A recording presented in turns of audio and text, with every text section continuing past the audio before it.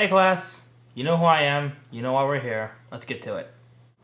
Growing up, I really didn't feel like I had a culture. My family never really seemed to function as a unit. So I never got the notion of, this is what we do, this is who we are.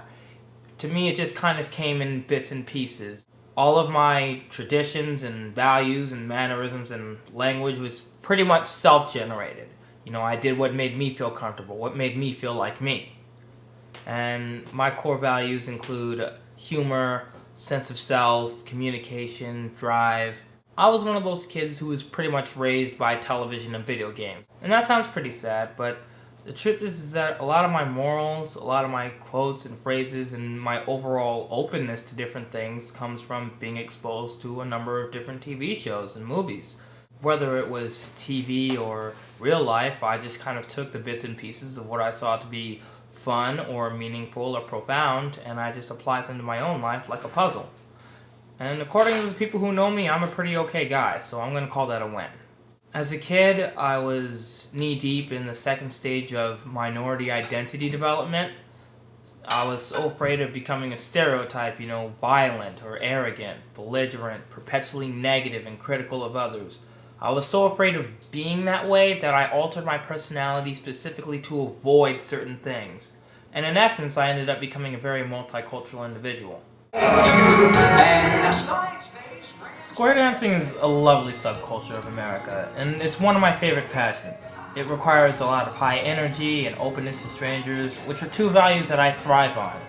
The people are always nice and delighted to be there. Nobody makes you feel stupid if you mess up, you just keep going. Who cares how you look as long as you have fun with it? And you'd be surprised the long-term friends that you meet and make when you go out. So there's my mom, Diane, my older sister, Ashley, my older brother, Ryan, his fiancée, Amber, her daughter, McKenna, and Ryan and Amber's daughter, Zoe Jean. And her being born was a major turning point in my life because I realized that that's when I wasn't the baby anymore.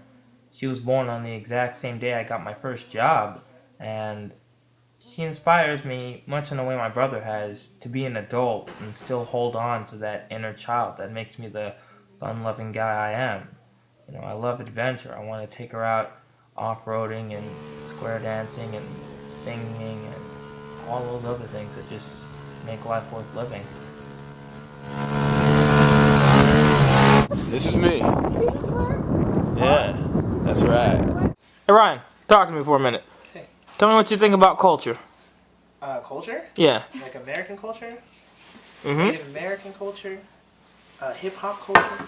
Your culture. I don't know. I think I'm kind of one of the people with the blended culture. I guess. Multicultural nigga? Yeah, well, I guess. Culture is something that, for me, is always changing. Because I came from a place that maybe I didn't necessarily appreciate, type thing, so I kind of made my own. All right, well, I won't aim the camera at you, but I gotta hear your voice, because I just want to ask what you think about culture. Who? Culture. That's a difficult question because... It's a very difficult question. Everyone has their own. Well, maybe it starts out that way. Yeah, everyone... But, however, the fact that everyone has their own is very unique and very special, but you got to learn to respect other people's culture. That's the problem. Respect. R-E-S-P-E-C-T. Why are you pointing at me? Because I can't point at her. R-E-S-P-E-C-T. But it's her voice, not my voice. He wants your natural I think it's your civil duty to learn about every single culture that exists in this world. So as you grow up and as you become into your own as an adult, a mature person, you understand. The lack of understanding is not acceptable. Not in 2012. So that's what I feel about culture. Learn. It's representative of the trends, whether those trends exist in clothing or in food or in language, especially language. Language is huge, involving cultural transmission. That's really how we represent and pass on culture. It's almost a unspoken agreement within a society of people that helps define a base set of like values and motives that like this is where we're going to go, this is how we're going to get there, this is what we're going after, and these are the things that we value. There's business culture, and there's Absolutely. Youth culture. youth, age. Yeah. I mean, we've got a big culture right now that's why gerontology is going to be, I think, the next big thing to study, because you've got the whole base of this big group of people, the baby boomers that are all getting into their 60s and 70s. There's the quick, they say, okay, Southern culture versus, Midwestern culture versus the California versus the Northeast. Because Californians talk too fast. Because Californians talk too fast. Californians eat avocados. Well, and then there's a lot of But if you go down to the South, it depends on what state you're in. It depends on what side of the state you're in. It depends on... You could live in the same city and have two... Well, you can say that about California. The people in Northern California Are are way different than Southern California. Yeah.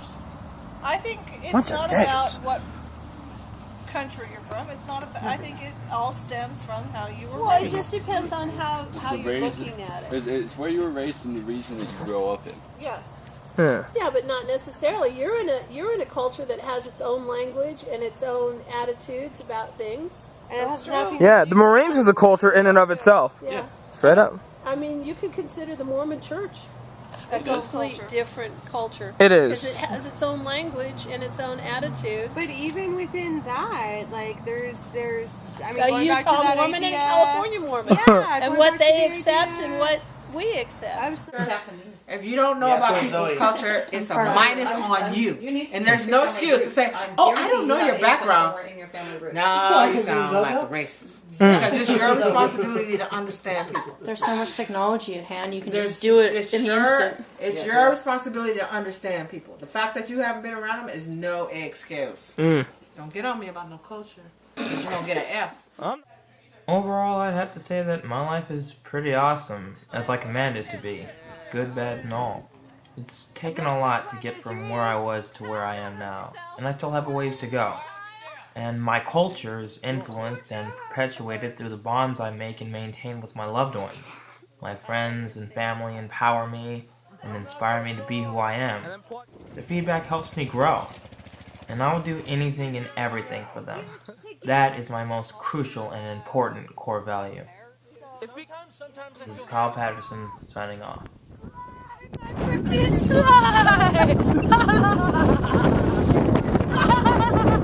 You're gonna put that on YouTube.